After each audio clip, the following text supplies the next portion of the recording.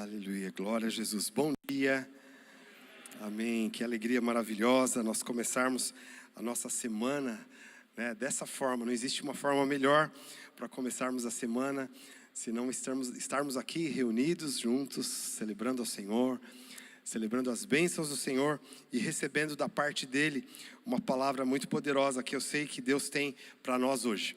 Queria te perguntar, você está pronto para ser desafiado mais uma vez pela palavra de Deus? Amém. Como o amém não foi tão assim convincente, eu não vou te dar a segunda chance, mas eu vou fazer diferente. Eu vou pedir que a gente feche os olhos agora e peça para o Senhor. Fala: Senhor, que o meu coração seja preparado para ser desafiado por Ti. Desafiado pelo Teu propósito, no nome de Jesus. Pai, obrigado a Deus por esta manhã tão especial, onde nós nos reunimos aqui como igreja, como Teu corpo, e nós apresentamos o nosso coração diante de Ti.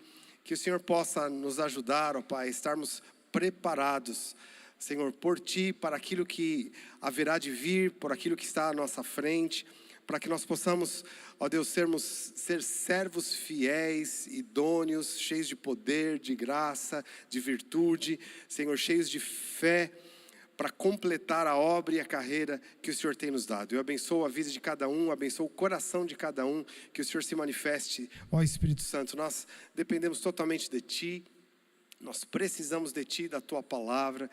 Senhor, fala conosco nesta manhã, no nome de Jesus, Pai. Amém. Glória a Jesus.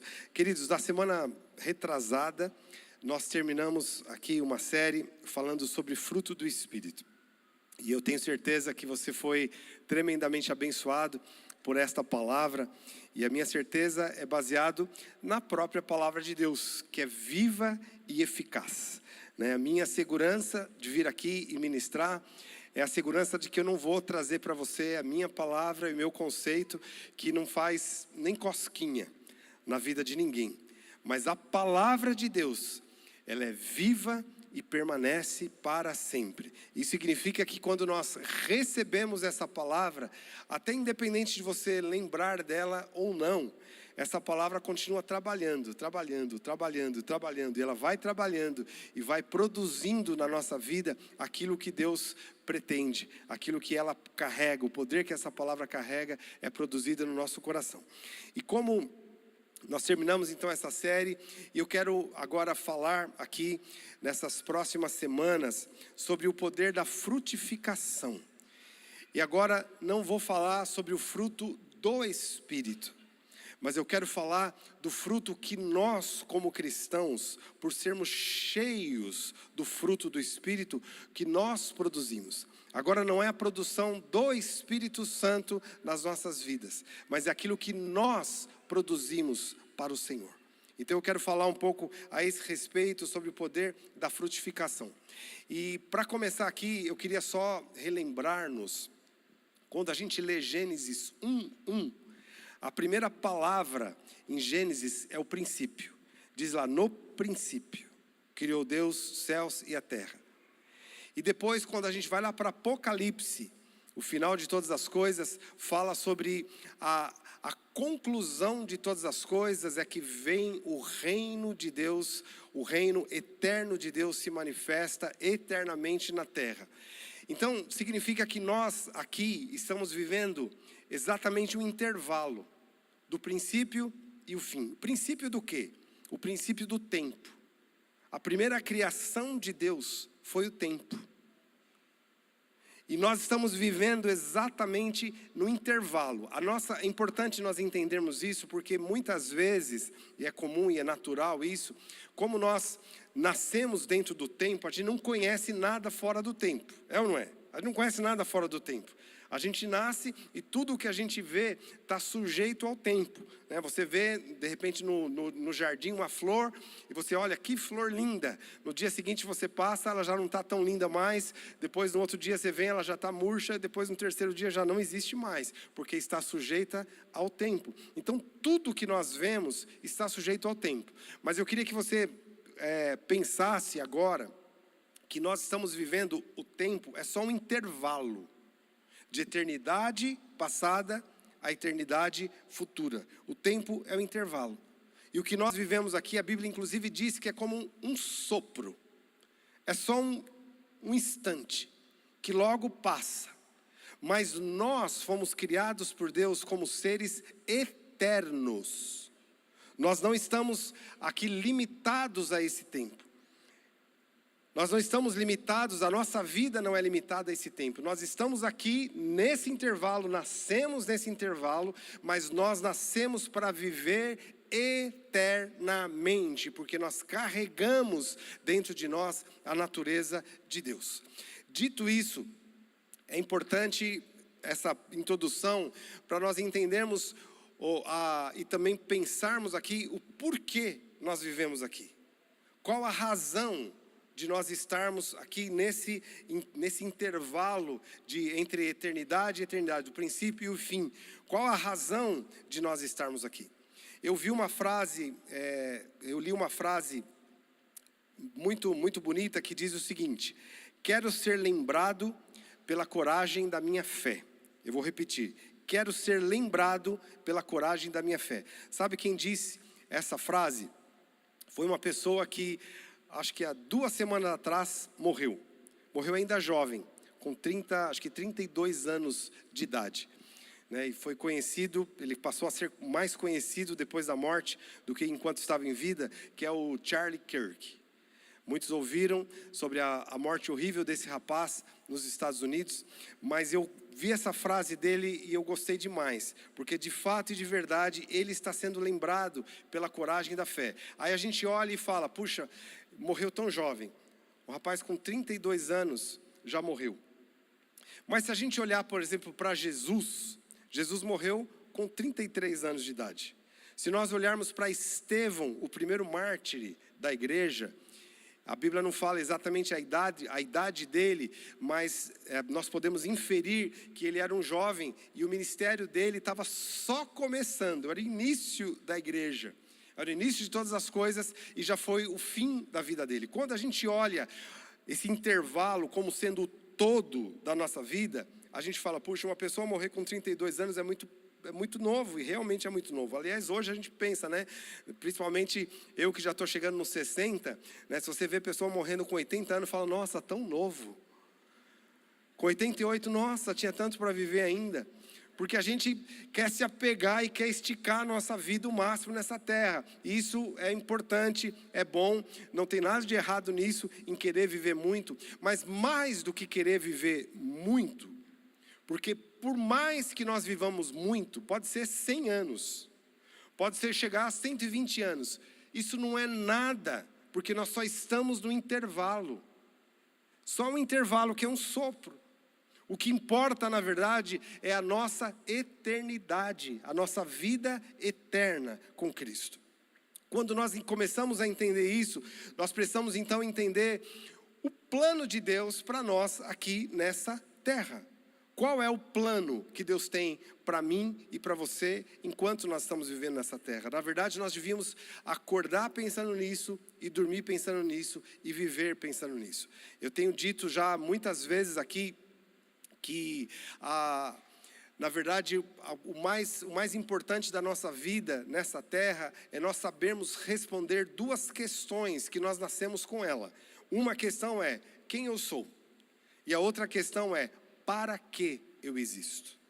Essas 2 questões povoam o coração das pessoas e eu creio que Deus plantou esse questionamento no nosso interior para que nós possamos nos achegar a Ele e obter dele a resposta da nossa identidade, quem nós somos, e a resposta do para que nós existimos nessa terra. Logo, se você já recebeu Jesus, você já tem uma identidade bem firmada no seu interior. Nós somos nova criatura, nós somos a herança do Senhor, nós somos herdeiros de Cristo, nós somos amados por Deus, nós somos filhos de Deus. E eu poderia aqui trazer uma série de adjetivos que definem a nossa identidade baseados naquilo que Deus pensa. Mas hoje eu quero falar mais sobre propósito, para que nós estamos nessa terra. Então vamos lá, Gênesis capítulo 1, versículo 28. A Bíblia nos diz aqui: logo depois da criação do homem, Gênesis 27, Deus formou o homem. Gênesis 28, a Bíblia diz assim: e Deus os abençoou e lhes disse: sede fecundos, multiplicai-vos, enchei a terra, sujeitai-a, dominai sobre os peixes do mar, sobre as aves dos céus, sobre todo animal que se rasteja na terra. Então Deus deu uma ordem aqui para Adão, e é: multiplicai-vos e enchei a terra. Então o plano de Deus ali nesse intervalo de tempo entre a criação, que é o princípio, até o fim, é que o homem se multiplicasse. Multiplicação. E Deus inseriu isso no DNA do ser humano. E quando fala de multiplicação, aqui estamos falando de multiplicação mesmo, multiplicar a espécie, gerar filhos. Esse foi o plano de Deus aqui, e foi o propósito que Deus inseriu no coração de Adão. Agora, o porquê que Deus falou para ele multiplicar? Porque multiplicando, Adão se multiplicando e ele carregando a natureza de Deus, ele ia multiplicar essa natureza de Deus pela terra. Então o jardim do Éden, pensa que era o lugar, o jardim das delícias, mas ele era delimitado, né, por uma área delimitada. Mas à medida que o homem, esse era o plano de Deus, que o homem fosse crescendo, é como se o jardim do Éden fosse se esticando, até toda a terra ser exatamente a representação plena e perfeita do céu. Porque a glória de Deus que está no homem se espalharia por toda a terra. A natureza de Deus se espalharia por toda a terra. Então Deus colocou esse DNA no ser humano de multiplicação. Porém, a gente conhece a história, né? O pecado entrou e a natureza da serpente foi implantada no homem. E como o homem tinha esse DNA de multiplicação, agora o homem se multiplicando, já não seria mais a glória de Deus se multiplicando, mas já seria agora a natureza da serpente se multiplicando sobre a terra. E isso aconteceu, e a Bíblia nos mostra, lá em Gênesis capítulo 6, versículos 5 a 8, diz assim: e viu o Senhor que a maldade do homem se havia multiplicado na terra, e que era continuamente mal o desígnio do seu coração. Então se arrependeu, ou se entristeceu o Senhor de ter feito o homem na terra, e isso lhe pesou o coração. E disse o Senhor: farei desaparecer da terra o homem que criei, o homem, o animal, os répteis, as aves dos céus, porque me arrependo de haver feito. Porém Noé achou graça diante de Deus. Então essa foi a palavra de Deus antes do dilúvio. Por que veio o dilúvio? Porque a multiplicação aconteceu por causa de uma ordem de Deus, mas ao invés de multiplicar a natureza de Deus, o homem multiplicou a natureza da serpente. A maldade do homem se multiplicou sobre a terra. Só que Deus encontrou Noé. Noé achou graça diante de Deus. E a Bíblia diz que Noé andou com Deus. E por andar com Deus, nós somos altamente influenciados pelo ambiente que nós convivemos, né? Então o homem cheio da natureza do inferno influenciava a natureza, inclusive os animais, tudo com esse clima infernal. Mas um homem foi na contramão. A Bíblia diz que Noé andou com Deus, ele foi influenciado por Deus. E Deus falou: então eu vou recomeçar a partir de Noé e sua família. O plano de Deus não mudou, continua o mesmo, só que agora ele escolheu essa família.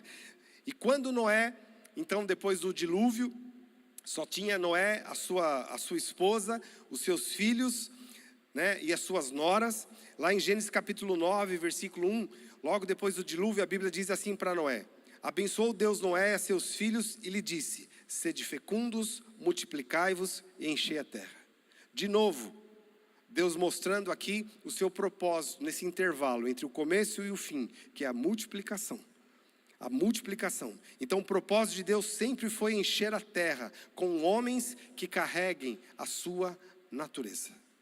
Então Deus planejou isso e continuou através de Noé. Porém, ali era uma semente que Deus tinha plantado que chegaria até Cristo.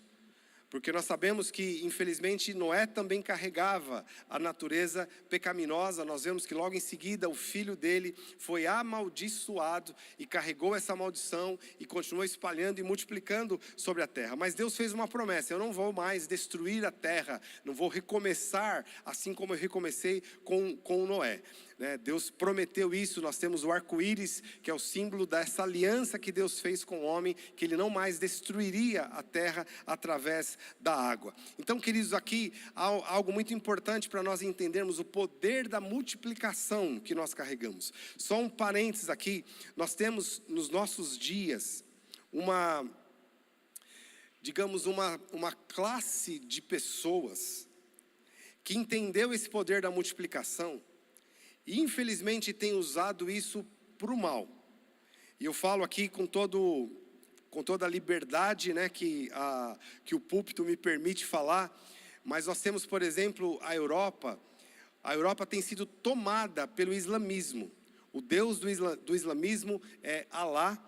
A semana passada nós tivemos um professor aqui falando sobre isso e ele falou algo que é muito importante, que talvez alguns cristãos nem sabiam disso, mas Alá não tem nada a ver com Deus. O Deus criador de todas as coisas, ele é pai do nosso Senhor Jesus Cristo. Alá é um Deus vingador, um Deus que foi revelado ao mundo através de um profeta, Maomé, que recebeu uma visão, uma revelação lá no deserto, e ele escreveu o Alcorão, e a base do Alcorão tem sido a base legal para os países muçulmanos, que são países ditadores, onde a lei que rege aquele país é o Alcorão, que é chamada Sharia, né, a lei do islamismo. Só que o islamismo tem pretendido dominar o mundo.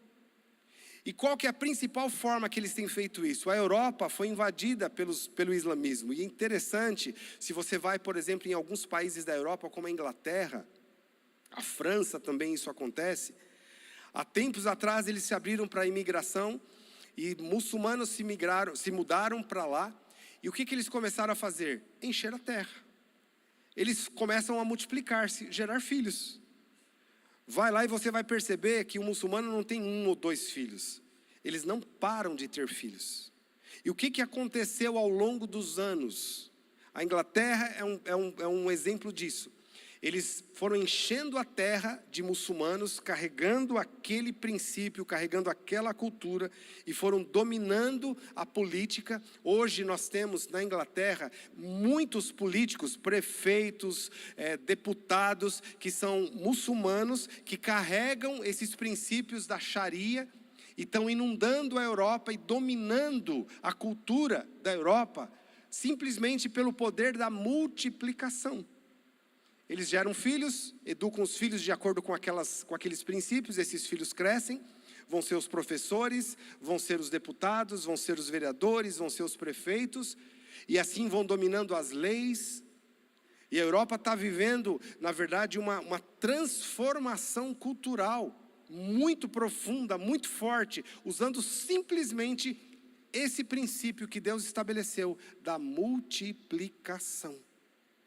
Da multiplicação, só ter filhos. E incutir nesses filhos os princípios e a cultura que eles acreditam ser a cultura que deve dominar o mundo, a cultura islâmica. Então esse princípio tem sido usado pelos muçulmanos, mas é um princípio estabelecido por Deus. Agora, vamos caminhando aqui para a gente chegar no objetivo dessa palavra hoje.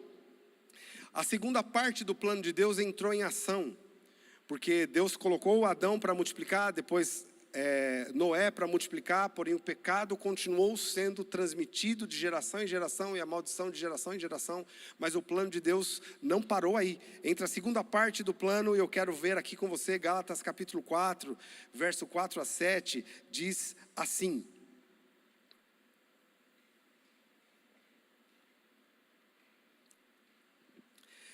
mas quando chegou a plenitude do tempo, Deus enviou seu filho, nascido de mulher, nascido sob a lei, para resgatar os que estavam sob a lei, a fim de que recebêssemos a adoção de filhos. E porque vocês são filhos, Deus enviou o Espírito do seu Filho ao nosso coração, e esse Espírito clama: Abba, Pai. Assim, você já não é mais escravo, mas porém filho, e sendo filho, também herdeiro por Deus. Olha esse plano maravilhoso. No meio desse caos, por que Jesus nasceu como homem? Porque a Bíblia nos mostra, e Paulo fala isso em Coríntios, na carta aos Coríntios, que Jesus nasceu como homem porque ele foi o último Adão. O primeiro Adão recebeu então esse encargo de multiplicar e encher a terra, e multiplicar-se biologicamente mesmo, e ele fez o trabalho dele. Depois Noé continuou essa multiplicação, fez o trabalho dele, e a terra foi cheia. Hoje nós temos só pessoas vivas, 8 bilhões de pessoas sobre a terra.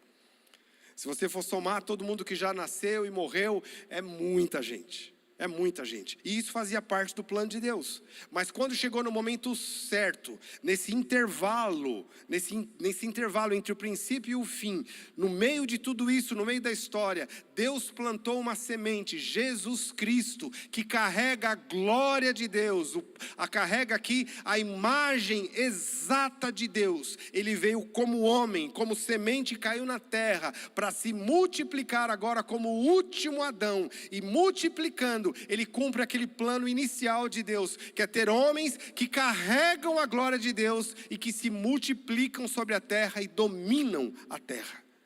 Esse é o princípio estabelecido por Deus. E aqui entra o propósito da nossa vida. Nós herdamos então a natureza de Deus. Assim como nós recebemos a palavra de Deus, nós recebemos essa semente. Olha o que Pedro fala. A primeira carta de Pedro, capítulo 1, versículo 23, diz assim: porque vocês foram regenerados, ou gerados de novo, não de semente corruptível, que é a semente de Adão, mas da semente incorruptível, mediante a palavra de Deus, a qual vive e é permanente. Irmãos, olha essa visão bíblica tão impressionante. O primeiro Adão, ele foi criado e Deus colocou nele um potencial de multiplicação. E qual que é esse potencial? Semente. Adão tinha semente. E cada semente produz de acordo com a sua espécie.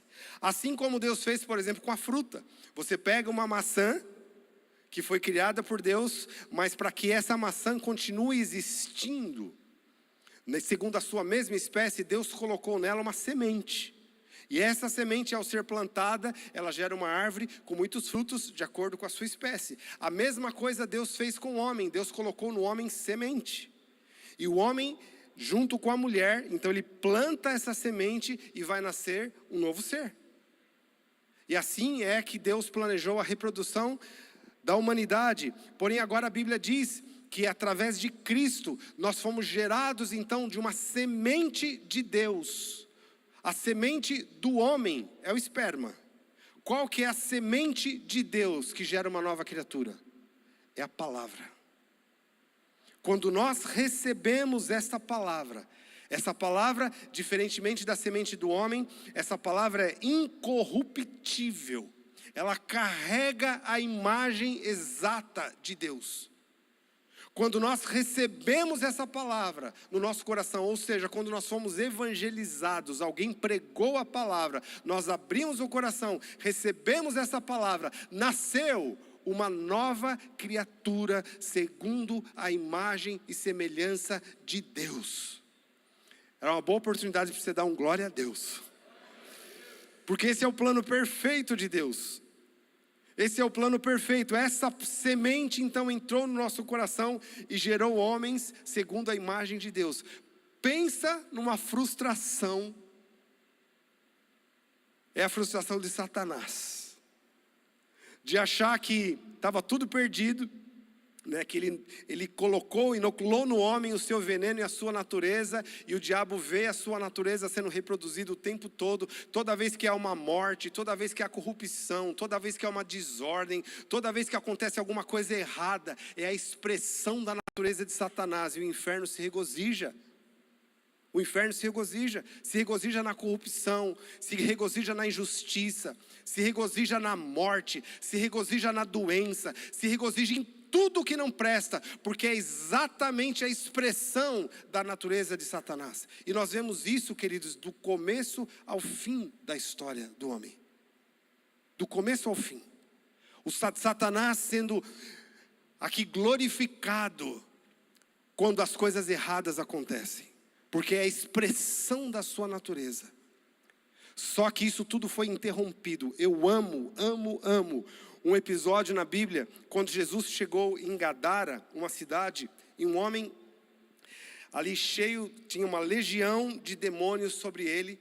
Quando Jesus pisou naquela terra, esse homem saiu de onde ele estava e se prostrou aos pés de Jesus, e não ele, mas os demônios se prostraram diante de Jesus e disseram: por que vieste nos atormentar antes do tempo?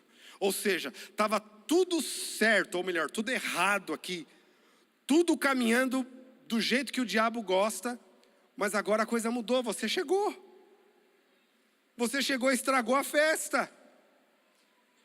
E eles nem queriam, eles clamaram para Jesus: Jesus, não nos mande para o inferno, porque eles não queriam ser portadores dessa notícia. Chegaram para o diabo: diabo, acabou o seu reinado. Chegou alguém agora que carrega a natureza de Deus, e ele é incorruptível, porque a semente de Deus, a gente tentou de todas as formas tentar fazer ele cair, fazer ele negar, mas não tem jeito, nós estamos acabados, porque agora tem alguém que é o último Adão, que ele está se reproduzindo, e onde ele chega, o reino de Deus chega, a bênção chega, a saúde chega, a prosperidade chega, porque tudo que expressa o reino de Deus, Jesus carrega.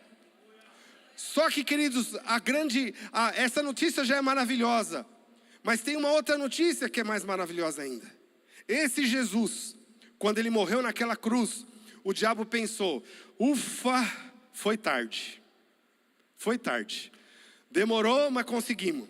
Festejaram, mas a festa durou pouco, durou muito pouco, por duas razões. Primeiro, que Jesus venceu a morte, como homem, ele venceu a morte. Eu digo como homem porque a Bíblia diz que foi o Espírito de Deus que o ressuscitou. E ele foi o primeiro homem a vencer a morte. Mas não foi só isso. De repente, surgiu na terra uma nova raça de homens e mulheres cheios da natureza de Deus, homens invencíveis. O diabo pode até tocar no corpo, como foi o caso desse jovem que eu falei, do Charlie Kirk, que foi morto por um tiro. O inferno festejou, e muita gente maligna que expressa a natureza de Satanás ao redor do mundo festejou a morte desse rapaz. Mas eles não entendem nada. Eles não sabem que essa semente é incorruptível. E se essa semente cai na terra, ela se reproduz. Porque aquilo que Deus faz, irmãos, dura para sempre, é eterno. Nós então carregamos agora essa natureza de Deus, mas não só isso, nós carregamos a semente e temos o poder de nos multiplicar. Assim como aconteceu com o primeiro Adão. Ele nasceu e recebeu dentro de si a semente e o poder de se multiplicar. O que acontece conosco? Nós nascemos de novo e nós recebemos também dentro de nós esse potencial de multiplicar. E esse fruto, essa semente é a semente do Pai que nós carregamos. Essa palavra que você recebeu, te regenerou, está dentro de você. E essa semente tem poder de gerar filhos para Deus. É importante nós entendermos isso, porque isso responde à pergunta: o que nós estamos fazendo aqui nesse intervalo? Nesse intervalo tão curto, o que nós estamos fazendo aqui? Cada semente produz de acordo com a sua espécie. Você é novo nascido, você carrega a semente de Deus, você tem o potencial de gerar filhos para Deus. Olha o que a palavra de Deus diz em João 15, versos 5 e 8, Jesus dizendo: eu sou a videira, vocês são os ramos. Quem permanece em mim e eu nele, esse dá muito fruto, porque sem mim vocês não podem fazer nada. Nisso é glorificado o meu Pai, que vocês deem muito fruto, e assim mostrarão que são meus discípulos. Agora, às vezes há uma discussão, quando a Bíblia diz que então nós vamos frutificar e vamos glorificar Deus, às vezes há uma discussão: que fruto é esse? Que fruto é esse? Eu digo, queridos, que fruto é esse? Segundo essa linha que nós estamos mostrando aqui desde Gênesis, cada semente produz de acordo com a sua espécie. A maçã produz maçã. A uva produz mais uva, porque ela carrega essa natureza. O abacaxi produz abacaxi, porque carrega essa natureza. Então uma pessoa nascida de novo carrega a natureza de Deus e ela reproduz outras pessoas, exatamente a mesma imagem e semelhança de Cristo. A palavra de Deus está dizendo isso. Então, queridos, há uma urgência de nós entendermos esse princípio da frutificação. Porque o tempo está correndo. Vai chegar o fim de todas as coisas. O fim de tudo ou o fim da nossa existência humana limitada nessa terra. Do Charlie Kirk, eu tenho certeza que ele não imaginou que ia chegar com 32 anos de idade, mas ele estava pronto para isso. Ele estava pronto, ele falou, eu quero ser lembrado pela minha fé, pelo poder da minha fé. E é exatamente o que está acontecendo aqui. O meu fim e o seu fim, se Jesus não voltar e determinar o fim de todas as coisas, enquanto ele não fizer isso, as pessoas estão nascendo e morrendo. Estão nascendo e morrendo. Eu garanto para você que daqui a 100 anos, a maioria de nós não estará aqui. Talvez algumas crianças que vão viver 120, talvez estejam aqui. Mas a maioria de nós não estará mais aqui. Certo? Só que tem um detalhe. Preste atenção, é simples o que eu vou falar, mas é muito verdade, muito poderoso. Nós não estaremos mais aqui, mas nós continuaremos existindo, porque a nossa existência não tem mais fim. Você imaginou isso? A nossa existência não tem mais fim. Então o fim não é quando nós fechamos os olhos nessa terra. Quando a gente fecha os olhos nessa terra, é o fim do cumprimento do nosso propósito nessa terra. E aí nós vamos existir eternamente diante de Deus. Então, entendendo isso, o que é mais urgente nessa terra? Ah, pastor, mais urgente é eu construir a minha casa, porque eu não aguento mais morar de casa de aluguel. Amém, maravilhoso isso, glória a Deus. E Deus tem promessas de que nós prosperaríamos, então está tudo certo. Mas esse não é o propósito principal. Ah, então o propósito principal, pastor, eu estou numa carreira profissional e meu propósito principal é chegar no topo da minha carreira. Amém, Deus tem promessas e eu sei que Deus vai te fazer isso. Mas esse não é o fim, o propósito. Isso pode até ser um meio para o cumprimento de um propósito. Deus te colocar numa posição de influência, para quê? Para você influenciar. E o que é influenciar? É gerar filhos para Deus. Nós precisamos entender, queridos, a urgência da frutificação. A urgência da colheita. Jesus, ele diz, os campos estão brancos, mas os trabalhadores são poucos. Rogai ao Senhor da seara para que mande trabalhadores. Alguns anos atrás, quando eu voltei do Japão, a minha filha estava pesquisando a área de cafés especiais e a gente saiu visitando algumas fazendas aqui no interior de São Paulo, produtores de café especial.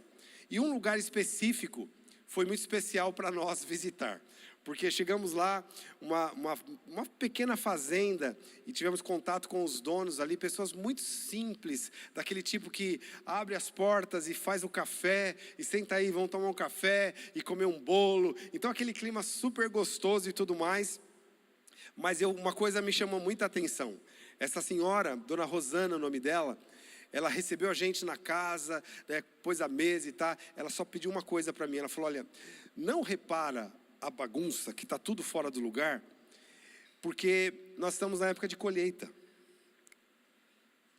E ela disse assim, ela falou, quando a gente está na época da colheita, não tem nada mais importante do que a colheita.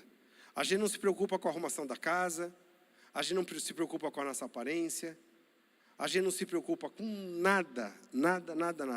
Todo mundo está focado numa coisa só, colher. Por quê? O tempo é curto. Se nós não colhermos os frutos no tempo certo, e o tempo é bem curto, a gente perde a nossa colheita.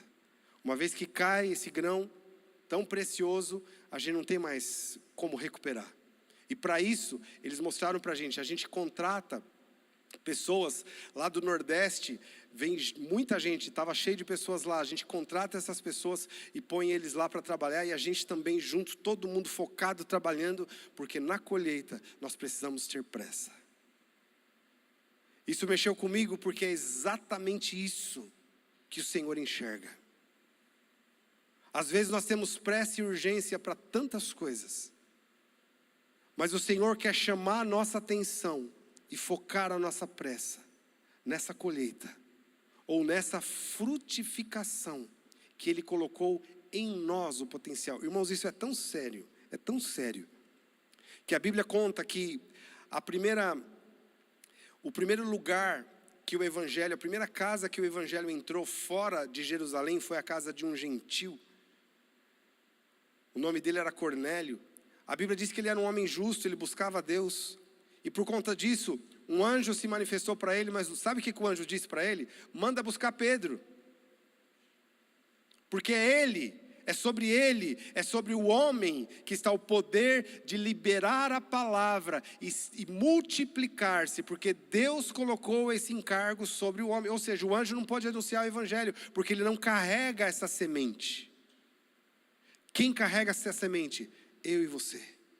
Aí mandou chamar Pedro, mas para as coisas darem certo, também Deus apareceu para Pedro lá, e dele teve uma visão, porque Pedro jamais entraria por causa da lei na casa de um gentil.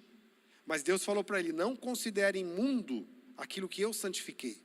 E Pedro teve que ir lá na casa desse homem, e chegar lá na casa desse homem, abrir a boca e liberar a semente que reproduz. E ali o Espírito Santo veio sobre aquele lugar, e aqueles homens foram batizados no Espírito Santo, e foi uma grande colheita. Mas alguém precisou ir lá. Alguém precisou ir lá. Você e eu, que recebemos essa palavra, somos esse alguém. O que nós precisamos ter? Urgência. Esse é o momento. O Senhor não vai fazer sem nós, porque Ele colocou em nós esse poder de multiplicação. Você sabia, eu vou falar uma coisa básica e óbvia. Você sabia que depois que Deus criou Adão, Deus não criou mais ninguém? Deus podia falar: Adão está demorando muito para ter filho, deixa eu dar um jeito lá, pegar o barro de novo e fazer e soprar. Não, Deus não fez. Deus limitou-se a Adão. Através dele é que nasceria filhos. Agora, a nova geração de pessoas que vai encher a terra com a glória de Deus, Deus se limita através de nós. Por isso, queridos, que o nosso principal foco e ministério é gerar filhos para Deus. Você diz amém para isso, querido? Olha o que a palavra de Deus diz, Mateus capítulo 7, versículo 13. Jesus diz assim: entrem pela porta estreita, porque larga é a porta, espaçoso é o caminho que conduz para a perdição, e muitos são os que entram por ela. Olha o que Jesus está dizendo. Há uma porta larga que leva à perdição. Por que é larga? Porque vai caminhando, não precisa fazer nada, não precisa decidir, vai. Seja o senhor da sua própria vida. É o que o humanismo, o pós-modernismo prega hoje. Seja o que você quer, o que você pensa, faz o que te dá vontade, o que você gosta. É a porta larga. E a Bíblia diz que muitos estão entrando por ela, a porta da perdição. E é irreversível. Uma vez que a pessoa entra por esse caminho, quando termina esse tempo, é irreversível. Não tem outro jeito, não tem outra chance. A Bíblia diz em Hebreus: ao homem está ordenado morrer uma só vez, vindo depois disso o juízo. É por isso que Deus tem urgência. Eu me lembro quando Deus me deu uma visão.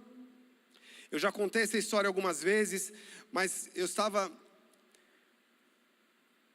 diante de um homem, um senhor de idade, que eu comecei a falar para ele sobre Jesus, falar sobre vida eterna, um homem de 83 anos, e eu encontrei uma pessoa, pensa numa pessoa petrificada, dura, um coração duro e arrogante diante de mim. Só que me deu um desespero no coração, e eu sabia que esse desespero não era de mim, era de Deus, porque eu falei: Senhor, esse homem está na beira da morte, ainda que ele não estava doente, não encontrei com ele numa cama, foi numa praça, mas veio uma convicção no meu coração que ele tinha pouco tempo de vida. E me deu um desespero, uma urgência. Por causa dessa urgência, eu tive que parar muita coisa para investir na vida dele, ainda que ele estava duro. Mas eu sabia do poder da palavra, do poder do testemunho, do poder do amor. E eu pude ministrar com esse homem algumas vezes, mas em poucos meses, ele recebeu Jesus, entregou a vida para Jesus, e quase que uma semana depois, ele morreu. Eu entendi isso no meu coração, aquela urgência que Deus colocou na minha vida. Sabe, queridos, tem uma frase, que é uma frase muito conhecida nos nossos dias, que a frase diz o seguinte: o que o olho não vê, o coração não sente. Os nossos olhos não veem as milhares e milhares de pessoas passando por essa porta larga, indo para o inferno. Por isso que muitas vezes a gente vive a nossa vida sem sentir, sem perceber,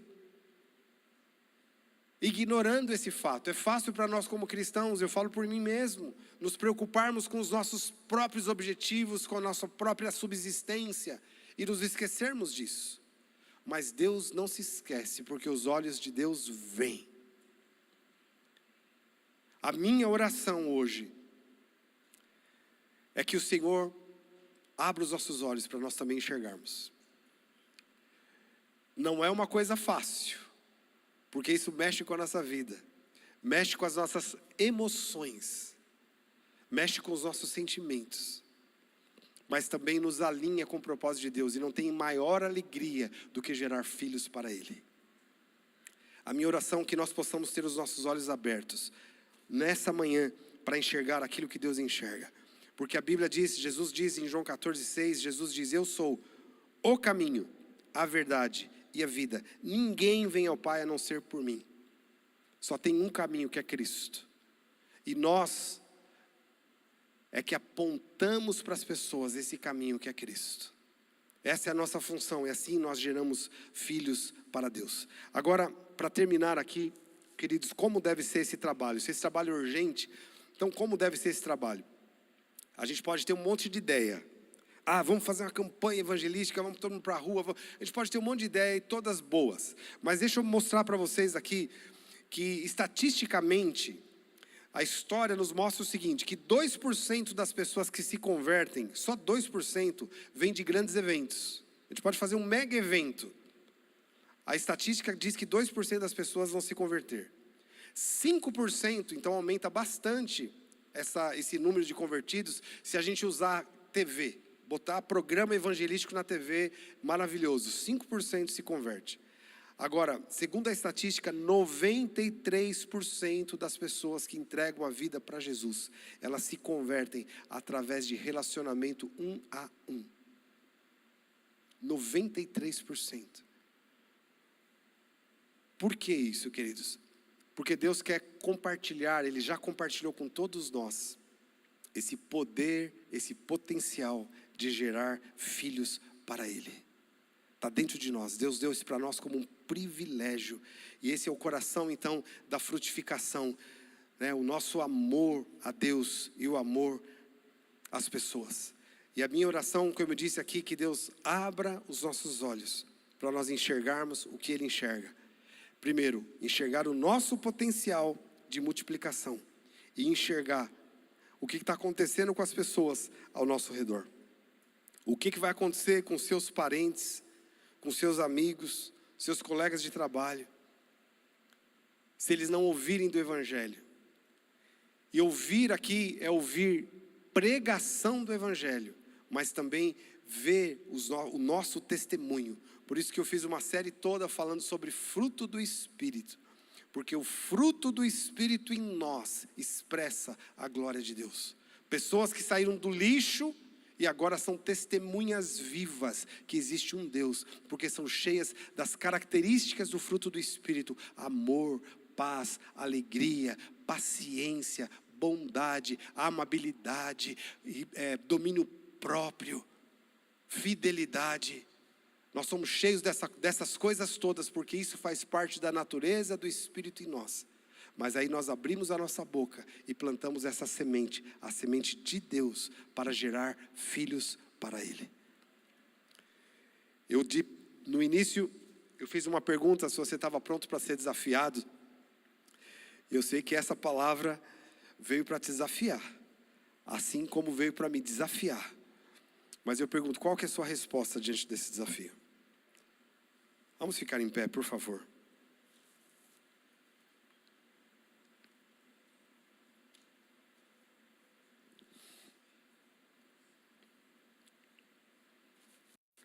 Qual que é a sua resposta diante desse desafio? Eu digo para você, querido, a eternidade é longa demais. Portanto, o nosso foco principal precisa estar no que é eterno, não nesse intervalo passageiro. Deus é capaz, e a Bíblia diz que Ele provê todas as coisas, Ele nos abençoa com todas as sortes de bênção, Ele pode fazer você prosperar e vai fazer, mas tudo para cumprimento de um propósito. Se Deus te dá muito dinheiro, faz você um empresário, eu oro para que isso aconteça. Para que Deus faz isso? Para quê? Se é tão curto esse tempo que nós passamos aqui, e a gente não vai usar nada disso na eternidade, para que Ele faz isso? Para aumentar o que? O seu raio de influência. Obviamente, uma pessoa, se ela está numa posição dessa, aumenta a exposição e o raio de influência. E aumenta também a responsabilidade dela de frutificação. Mas todos nós aqui temos um raio de ação, independente da sua posição social. E nós vamos ser eficientes nessa tarefa, se nós tivermos a revelação disso, que carregamos essa semente, e se nós tivermos o nosso coração inflamado pelo sentimento que há no coração de Deus, e os nossos olhos abertos para enxergar o que Deus enxerga. Então eu quero te convidar agora a fechar os teus